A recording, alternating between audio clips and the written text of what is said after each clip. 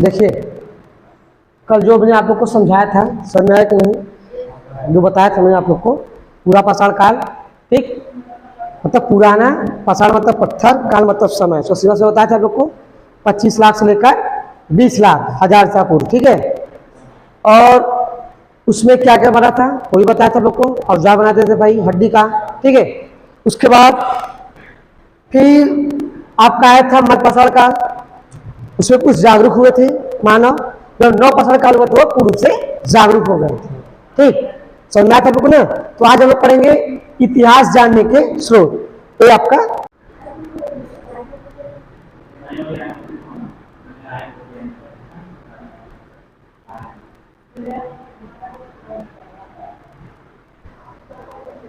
इतिहास जानने के स्रोत, ठीक। इतिहास जानने के स्रोत मतलब इतिहास जानकारी कैसे मिलती है, ठीक है। जैसे कि सब लोग कहते हैं कि भाई इनका इतिहास अभी रखा हुआ है, कहते हैं ना, उनका इतिहास अभी रखा हुआ है। तो इतिहास जानने के स्रोत कौन कौन से हैं, ठीक। आपका है ऐतिहासिक ग्रंथ, दूसरा आता है कि अनैतिहासिक ग्रंथ,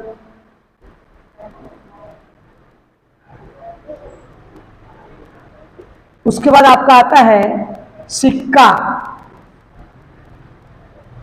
उसके बाद आपका आता है वेद, ठीक। इतिहास जानने के ये सब स्रोत हैं आपके, ठीक। उसके बाद आता आपका जैन साहित्य,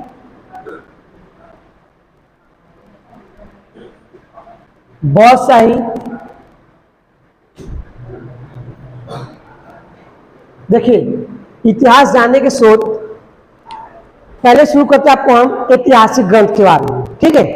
देखते जाइए ऐतिहासिक ग्रंथ, जिस ग्रंथ से हमें पूर्ण रूप से जानकारी प्राप्त होती है उसे ऐतिहासिक ग्रंथ कहते हैं, ठीक। लिखित साक्ष्य का सामने जो प्रस्तुत होता है आपके, ठीक। जैसे कि जो इसके जनक के इतिहास के हेरोडोटस, वो ग्रीक के निवासी थे, ठीक, ग्रीक के निवासी थे। उसके बाद मेगास्थनीज भी था जिसकी पुस्तिका इंडिका है, ठीक। उसके बाद जो आपके ऐतिहासिक ग्रंथ है उसमें आपके इतिहास के हर बात कि प्राचीन काल में व्यक्ति कैसे रहता था, कौन सा औजार प्रयोग करता था, कैसे शिक्षा लेता था, वो सब बात ऐतिहासिक ग्रंथ से हमें मिलती है। उसके बाद होता है अनैतिहासिक, मतलब में जिसमें पूर्ण रूप से जानकारी प्राप्त होता है लेकिन उसे पढ़कर बताते हैं। यही कहते हैं ना कि भाई आप हमें पता है लेकिन इसको हम पढ़कर समझाते आपको बताते हैं, तो उसे हम अनैतिहासिक ग्रंथ के नाम से जानते हैं, ठीक। उसके बाद आता है आपका सिक्का, प्राचीन काल का सिक्का, जैसे कि चंद्रगुप्त मौर्य के जमाने में, ठीक। सिक्का जो चंद्रगुप्त मौर्य सिक्का था उसमें उसका लगा हुआ था ठप्पा, उसका मोहर, तो मानी जाती है मौर्यकालीन सिक्का है। उसके बाद वेद, वेद आपको पता ही है, ऋग्वेद, यजुर्वेद, सामवेद, अर्थवेद। सबसे प्राचीन वेद कौन आपका है? ऋग्वेद। ऋग्वेद प्राचीन वेद जिससे मुंडकोपनिषद, एक आप नाम सुने होंगे, मुंडकोपनिषद जो सारनाथ का संग्रहालय में जो शेर बैठाया गया है, वो मुंडकोपनिषद से कुछ बात वहां से ली गई है। प्राचीन काल जो था ऋग्वेद उससे। उसके बाद आपका आता है जैन साहित्य, जैन साहित्य, इससे भी हमें इतिहास की जानकारी मिलती है कि पहले जैन धर्म कैसे आए, ठीक, क्या क्या किए, ठीक। उसके बाद आते हैं बौद्ध साहित्य, बौद्ध में भी हमें जानकारी मिलती है, बहुत तंगड़ी से जानकारी मिलती है हमें, जैन में भी मिलती है हमें जानकारी। तो इस पर देखते हैं हम लोग, आप पहले आते हैं हम लोग पहले आपके पहले आप कहते हैं हम वेद से शुरू करते हैं, ठीक। पहले आपको पढ़ने आते हैं वेद, ठीक। ये बता देंगे आप लोग ना ऐतिहासिक ग्रंथ जिस ग्रंथ बारे में पूर्ण रूप से जानकारी प्राप्त हो, सही बताना आप लोग। उसके बाद अनैतिहासिक, जिस ग्रंथ बारे में हम देख कर पढ़ते हैं सुनते हैं तो सब लोग से बताते हैं। उसके बाद सिक्का, प्राचीन का सिक्का देते उसको पहचानते हैं किस सन का है, किस वर्ष का, किस ईस्वी का है, कितने हजार साल पहले का है, उसको देखते हैं, उसमें उसका चित्र बना रहता है, बताते हैं इस वर्ष का बना हुआ है, तो जानकारी प्राप्त होती है। उसके बाद वेद है, वेद से जानकारी प्राप्त करती है, रामायण है, गीता है, महाभारत है, ठीक है। तमाम हमारी रचना है। उसके बाद जैन साहित्य, जैन धर्म, इनसे जानकारी में मिलती है। जब खुदाई हुआ तो वही जानकारी में मिला था। उसके बाद बौद्ध साहित्य, इनसे जानकारी में मिला था बौद्ध साहित्य कि बौद्ध धर्म कैसे निवास करते थे, कहाँ रहते थे, क्या क्या शिक्षा लेते थे, वो कैसे पूजा पाठ करते थे। तो इस सारी जानकारी इतिहास जानने के स्रोत में आते हैं। ठीक, तो हम लोग पहला स्टार्ट करते हैं, आपके वेद से शुरू करते हैं। ठीक है, आपका पढ़ में आना आप लोग वेद।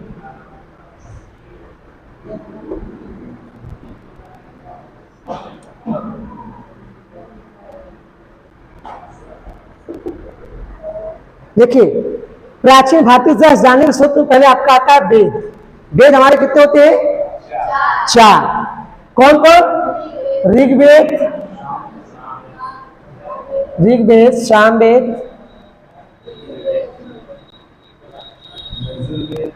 ऋग्वेद, सामवेद, यजुर्वेद, अथर्ववेद।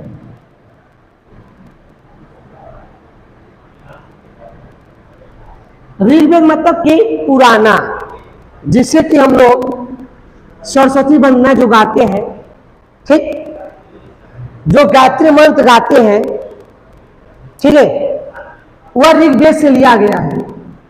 ठीक, प्राचीन काल जानकारी मिलती है ऋग्वेद से मिलती है। जो लोग गाते हैं सुबह सुबह, सामवेद संगीत बाबू, सामवेद संगीत, जैसे कोई गीत सुनते रहे, संगीत आपका, माँ सरस्वती आपके ऊपर हमेशा, आपके जुबान हमेशा बैठी हो, उसे सामवेद कहते हैं।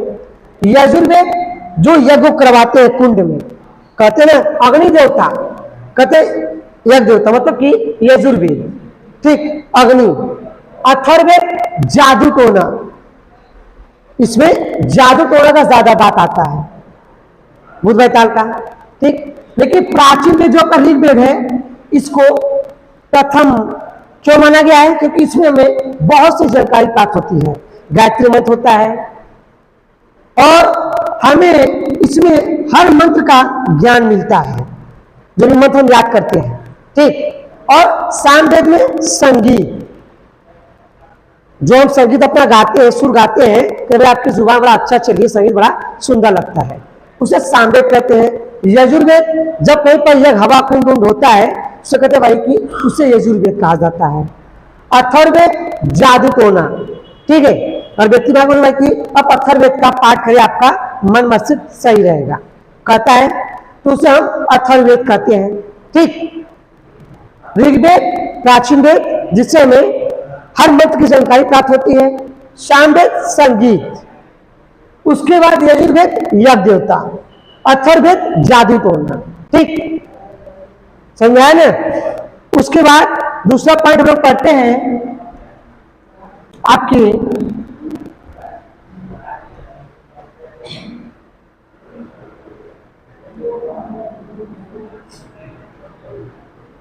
एक आपका आता है वेदांग, एक आपका आता है वेदांग। यजुर्वेद में बस अग्नि देवता की आहुति पढ़ते हैं, तो बस आहुति पढ़ते हैं यजुर्वेद में, वो अग्नि देवता है। सामवेद संगीत, मां सरस्वती है।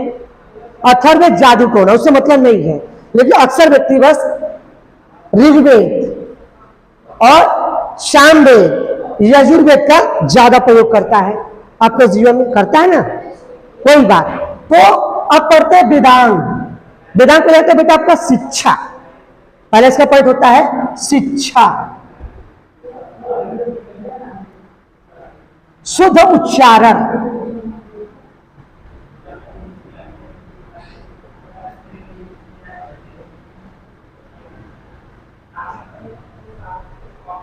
इसमें आता आपका वेदांत, पहले आपका आता है शिक्षा मतलब शुद्ध उच्चारण।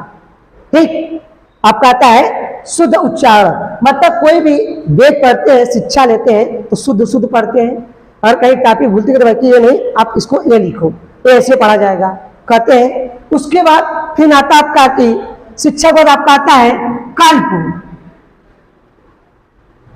कल्प मतलब कि कर्मकांड,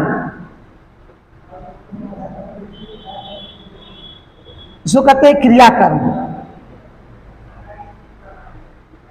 ठीक बच्चों, ठीक। आता आपका कल्प, मतलब कर्म कांड, क्रिया। भाई ऐसा कैसा आप कल्प करते हैं, क्रिया करते हैं, वैसा आपको फल मिलने वाला है। ठीक। उसके बाद फिर आता आपका है शिक्षा कल्प। उसके बाद आता आपका है तीसरा पॉइंट, सूत्र। ठीक, मतलब जिसमें हम मंत्रों एवं वेदांगों को देखते हैं।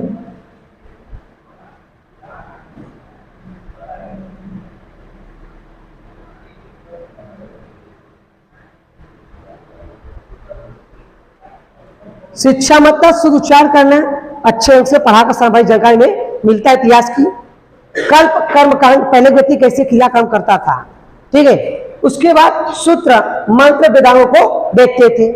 ठीक, इतिहास जानने के लिए सूत्र है, वेद है, वेदांग है।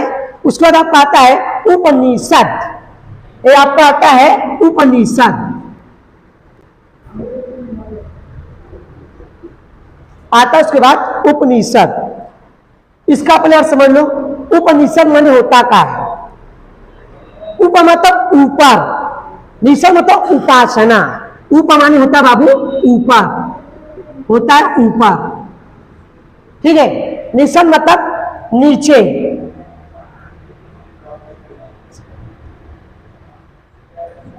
नीचे मतलब कि ब्राह्मण लोग कहते थे कि उपनिषद को बड़ा महत्व देते थे प्राचीन काल में।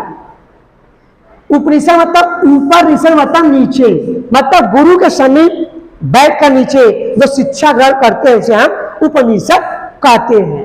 ठीक। आपसे कोई पूछे उपनिषद क्या होता है, पढ़ते इतिहास बताइए, तो कह देना उपनिषद मतलब ऊपर, निषद मतलब नीचे, जो गुरु के समीप बैठ कर नीचे शिक्षा ग्रहण करते उसे उपनिषद कहते हैं। ठीक, एकदम आसान से।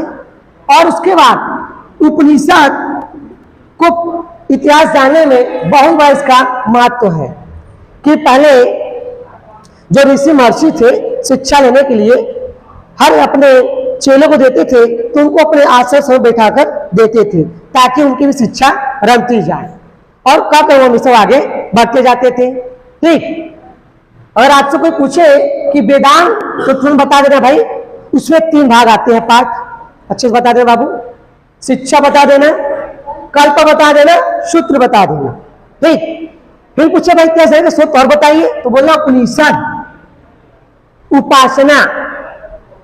पहले के गुरु की सेवा शिष्य बड़े मन से करते थे, उनका हर क्रियाक्रम करते थे, सोचिए उसे शिक्षा लेने के लिए।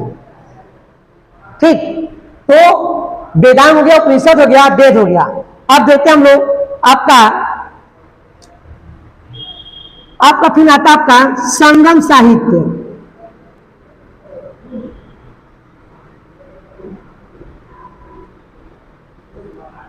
संगम साहित्य। ठीक। अब वो आपका पहले था, ये दूसरा हुआ, ये आपका तीसरा हुआ, ये आपका चौथा हुआ। ठीक। संगम साहित्य।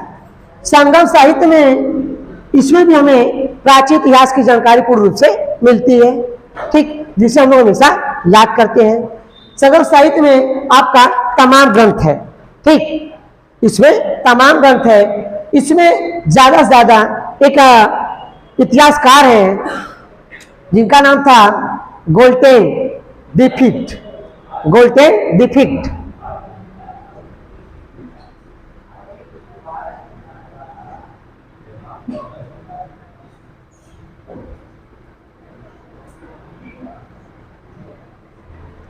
यह कहते थे कि अगर संगम साहित्य को देखा जाए तो यह भी प्राचीन स्तर से बहुत पुराना है।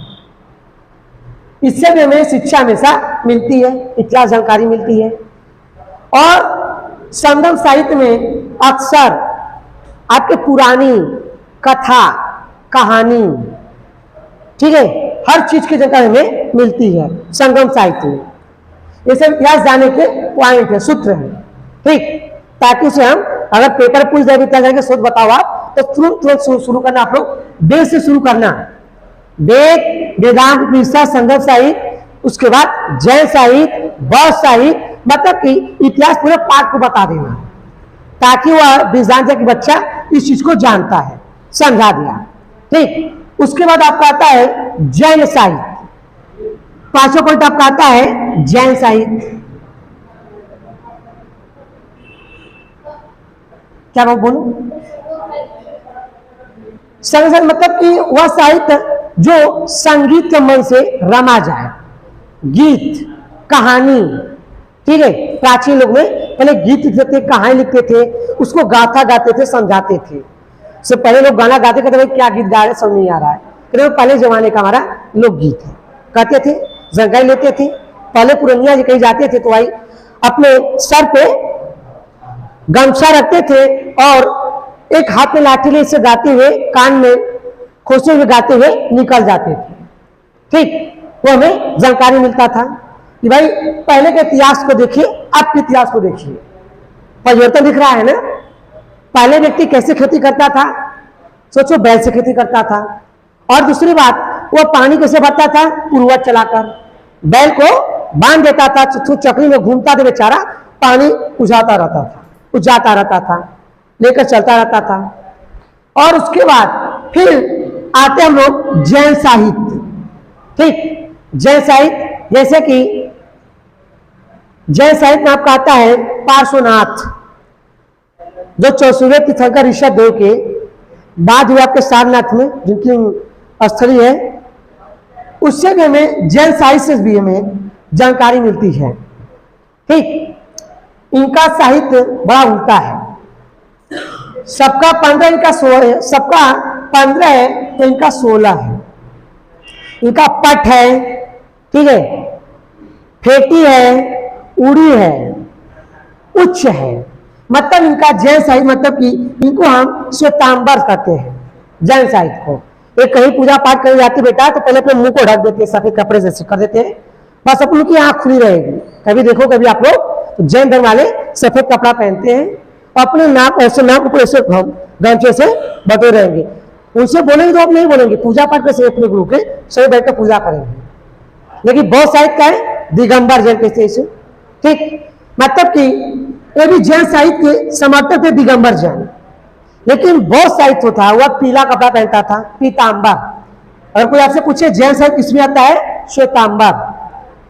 श्वेतांबर सफेद कपड़ा पहनता था, पूजा पाठ करता था। और बहुत साहित्य पीला, ठीक, पीतांबर, जो हमेशा भगवान पर विश्वास करता था। ये भाई विश्वास नहीं करते भगवान पर, ये कहते भगवान हमारे एक का है। लेकिन बहुत साहित्य कहते भाई सभी एक समान है। ठीक, उसके बाद में जानकारी मिलती है, छठवां हाथ कब आता है, बौद्ध साहित्य।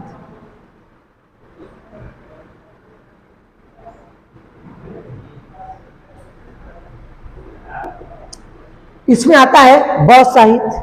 ठीक, इसमें आता है त्रिपिटक। ठीक, त्रिपिटक, धम्मपिटक, इसमें आता है त्रिपिटक, धम्मपिटक,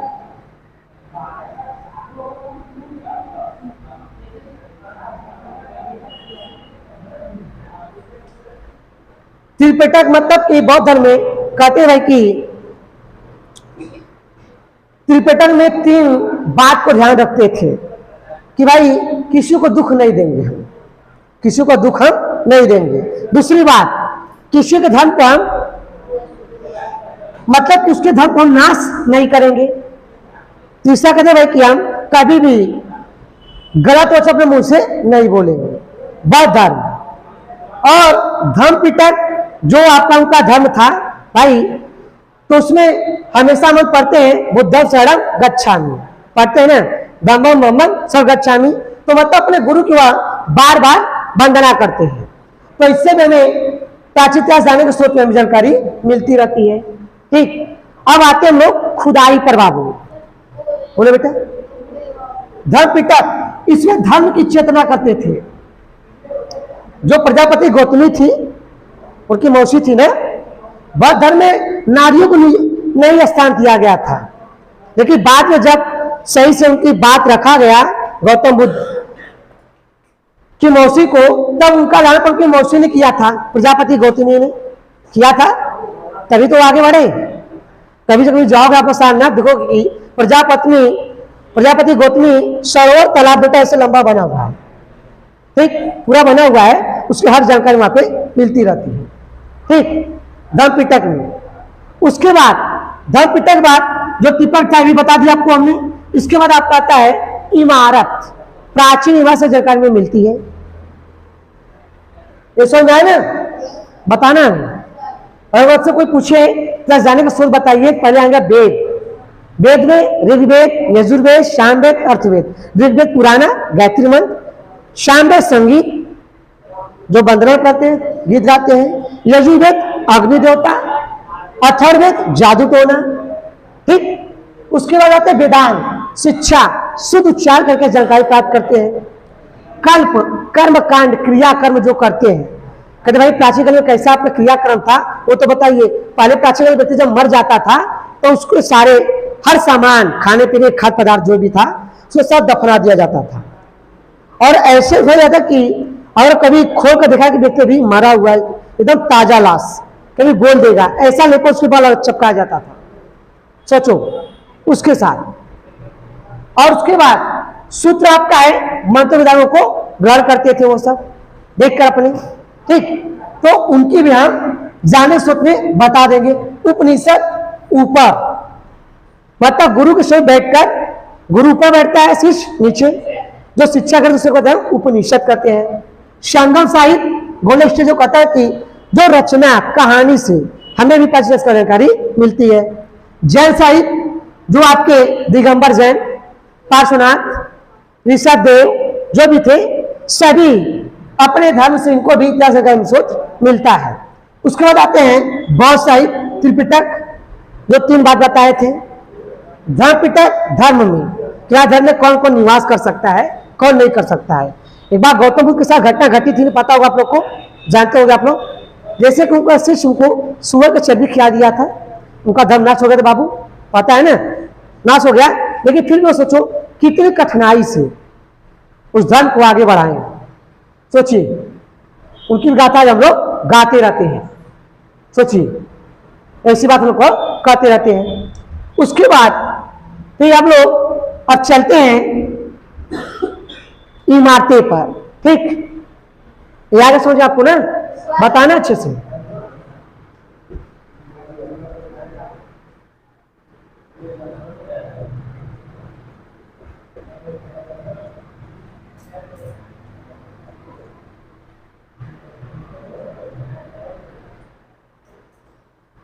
उसके बाद आपका आता है इमारत।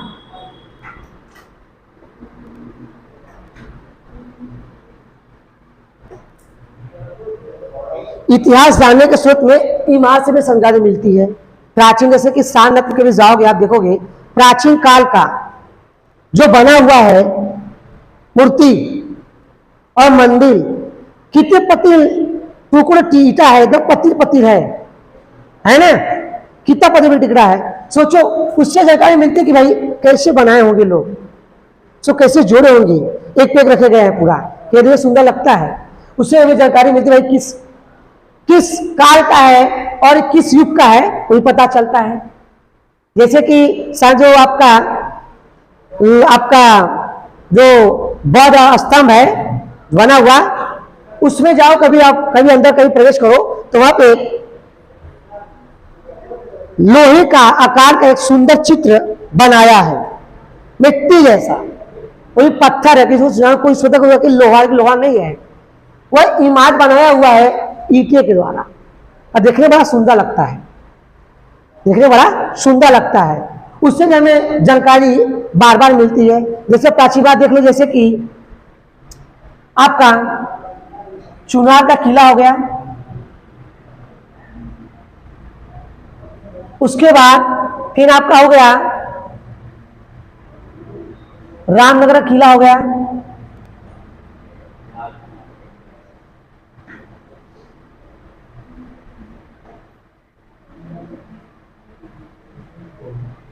और उसके बाद फिर देखिए आपका आता है चुनार का किला, ठीक। कभी यहाँ कभी आप जाएंगे तो देखेंगे उस इमारत को तो देखते रह जाएंगे। उसमें भी आपके इतिहास ग्रंथ हमें बताता है प्राचीन, ठीक, उसमें हमें जानकारी प्राप्त होती है कि हमें क्या करना है। और जानकारी लेकर हर व्यक्ति इस किले पर हमेशा घुसता भी, इससे जानकारी क्या क्या पूछ ले, हम क्या क्या जान जाएं, देख हमेशा वह चलता रहता है। उसके बाद रामगढ़ किला जो फेमस है, उससे जगह में मिलती है कि स्वर्ण का इमारत मिलती है हमें, वहां छोटे छोटे इमारत बने हुए मंदिर है, ठीक है, उससे भी जानकारी इतिहास स्रोत में मिलता रहता है। उसके बाद खुदाई पाते हैं, खुदाई में काका मिला है उससे जानकारी प्राप्त करते हैं। उसके बाद आता आपका है खुदाई।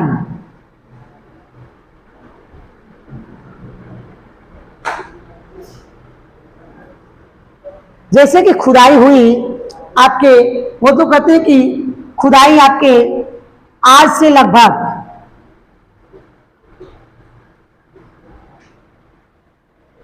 16,000 ईसा पूर्व हुआ था।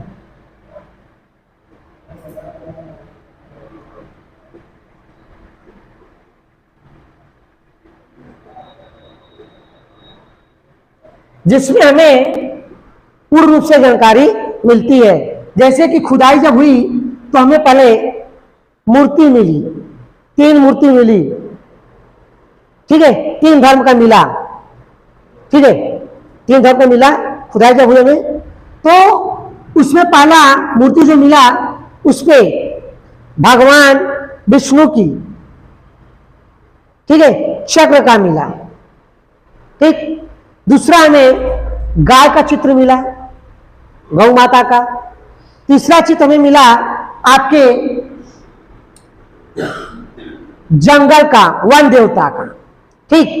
तो जब खुदाई हुआ, लोग कहते हैं कि लगभग 16,000 ईसा पूर्व जब खुदाई हुआ तो हमें तमाम चीज मिलता गया, वेद भी मिला, पुराण भी मिला, ठीक, ग्रंथ भी मिला, मतलब हर चीज हमके मिलता गया, जिससे हम इतिहास जानने स्रोत को आगे बढ़ाकर चल सके। अब उसके बाद खुदाई जब शुरू हुई तो सर्वप्रथम वहां पे मूर्ति मिलना शुरू हुआ। पहले मूर्ति मिलना शुरू हुआ कि जब मूर्ति मिला तो वहां पे पहले हिंदू धर्म का मिला, वहां पे मिला आपका, जब मिला तो मूर्ति ऐसे टेढ़ी थी, सोई थी, एक लोग अपना तिरंगा लिए से खड़े थे, जैसे मूर्ति सोई थे, खड़ा था, एक ऐसे हुआ था, तीनों में बने हुए थे, ठीक। तो तीनों की जब खुदाई मिला तो उससे जानकारी पता किए पुरातत्व वाले कि भाई ये किस काल का है, तो कोई कहता भाई आज से लगभग 16,000 ईसा पूर्व का हमें लगता है। अब किस युग का है ये कंफर्म नहीं है, ठीक, लेकिन इससे भी हमें जानकारी प्राप्त होती है, ठीक, इससे भी हमें जानकारी प्राप्त होती है। और इतिहास जानने के स्रोत देखा जाए तो आपके 15 है, ठीक, मैंने आपको हम बस 10 बता दे रहे हैं जो हमेशा आपको हमेशा इम्पोर्टेंट पूछता हुआ है, ठीक। 10 एक खुदाई होती है आपके सिंधु घाटी सभ्यता से, सिंधु घाटी सभ्यता से, ठीक। जो राजा था, जिस से जो राजा था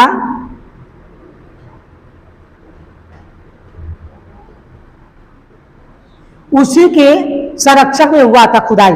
जिस से जब खुदाई शुरू करवाया तो हमें तमाम आपके वेद वेदांत शिक्षा हर चीज की बात हमें मिलना शुरू हो गया, जिससे हम ऐसा।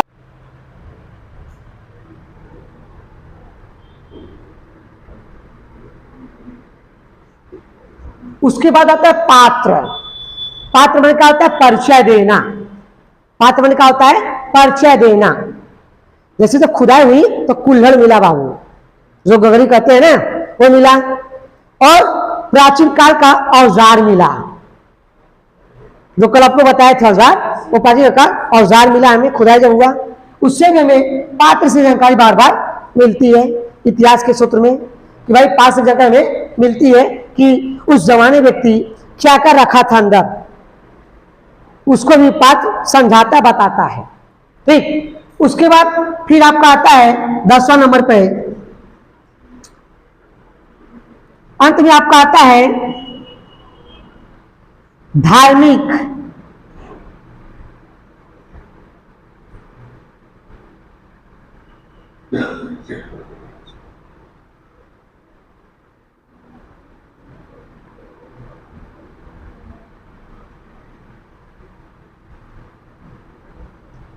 मतलब कि जी कौन सा खुदाई 16,000 ईसा पूर्व से शुरू हुई थी। कोई कहता है 17, कोई कहता है 19वीं शताब्दी, ठीक, कोई कहता है 18वीं शताब्दी, कोई कहता है 25 लाख साल, 1000 साल पहले खुदाई हुई थी। ठीक है, जब कभी तुम इतिहास के फर्स्ट पार्ट पढ़ोगे तो हमेशा आपको पहले 16 दिखाई देगा, ठीक, फिर 25 दिखाई देगा, फिर आपके 1000 साल ईसा लाख पूर्व दिखाई देता चला जाएगा। बस हम तो थे नहीं, हम बस जानकारी प्राप्त करते थे किताबों से। भाई वो जो इतिहास का जनक था जॉन डोटास ग्रीक निवासी, वही पूरे विवरण को बताया था, वही बताया था ना। तो उसके बाद फिर अंतिम आता है धार्मिक विचार आचार का संवहन करना। इससे भी मिलता था कि प्राचीन काल में व्यक्ति कौन सा धर्म अपनाकर चलता था और किस में विश्वास करता था, ठीक, उसको भी हमेशा वह आचार विचार, मतलब कि आपको हम बताए आप उनको बता दिए, ठीक, मतलब कि अपनी बात में संवेदना करना, जानना, इच्छा करना। तो इससे भी हमें जानकारी प्राप्त होती है इतिहास जानने के स्रोत में।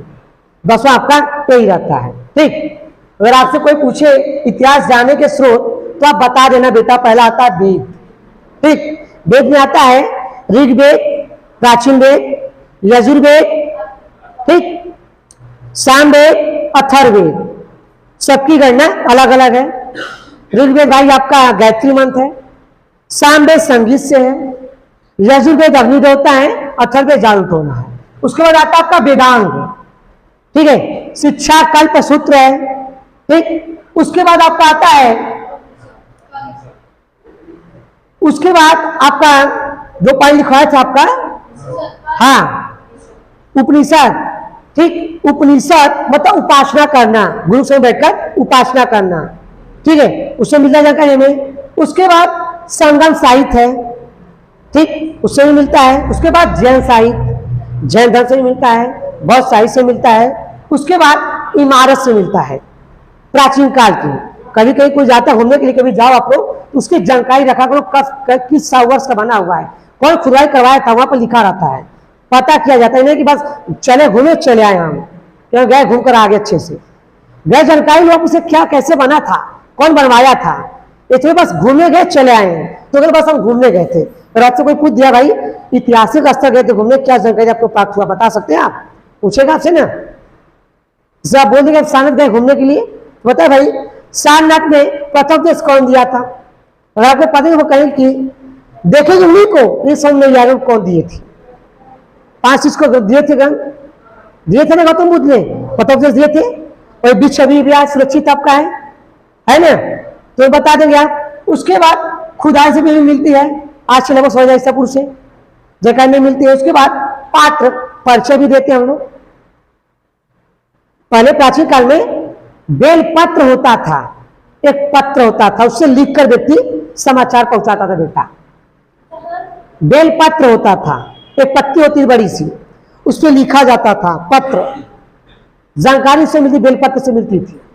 जो जैसे कि राजा मिहिर था, राजा मिहिर था, वो बेलपत्र भिजवाया था, सोचो, खून से लिखकर भिजवाया था। क्या हम मरने जा रहे हैं, कोई इच्छा तो भाई बता दीजिए आप लोग की। अपने मंत्रियों से कहा, चलो बताते हैं, ठीक। राजा मिहिर जो था, हाँ, नहीं, वो मिट्टी जो था वो मजबूत था, जो चिकनी मिट्टी होती है, कहते हैं सिर्फ फूटती है, अगर कसे पड़के तो फूटती है ना, तो वही था वो। उसमें भी प्राचीन काल का चित्र बनाया गया था, किसी पर मयूर बनाया गया था, किसी पर हंस, किसी पर गाय, किसी पर चक्र, किसी पर चाकू, मतलब हर शासन काल का बनाया गया था। उसपे उसे जानकारी पात्र मिलता था कुल्हाड़ से, आप समझे, पात्र में कुल्हाड़ चौका होगा। उसके बाद आता आपका धार्मिक आचार विचार, जो धार्मिक आचार विचार जिससे हम धर्म की आपसे बात कर कर उनके सामने जाते, फिर वो कहकर इनके सामने आते हैं, उसकी वजह हम लोग बताते रहते हैं, ठीक। इतिहास सूत्र आपका यह 10 पॉइंट मैंने बता दिया, दूसरों को बता, तुम बता दिया आपको, समझाने से बताना आपको, ठीक। हाँ समझे, ठीक है। तो ऐसे आपको अपना ये अपना लिखते आप निकल जाना, ठीक। अब उसके बाद कल आपको हम बताएंगे। शुरू करेंगे हम लोग महाजनपद। ठीक, 16 जनपद थे बाबू। काशी, कौशल, अगध, मगध, वज, कुरु, पंचाल, अर्पर, ठीक, वजी, कात्य। ठीक है, 16 जो भी थे आपको हमें कल बताएंगे। पहले उसका प्राचीन नाम क्या था? जैसे काशी, भाई काशी था, काशी ने इसका नाम काशी रखा गया। अंग, मगध, बिंबिसार जो विजेता बना था, हर्यवंश, ठीक, अजाशत्रु। उसके बाद अंग, मगध, काशी, कौशल, ठीक। कौशल मतलब कि कसया, कुशीनगर कहते हैं ना। पटन मतलब पटना। जो भी है उसके सभी आपको हम कल इस पीरियड में बताएंगे। और उसके प्राचीन नाम क्या क्या है उसकी विवरण हम लोग कल पता करके अच्छे से बताएंगे। ठीक है,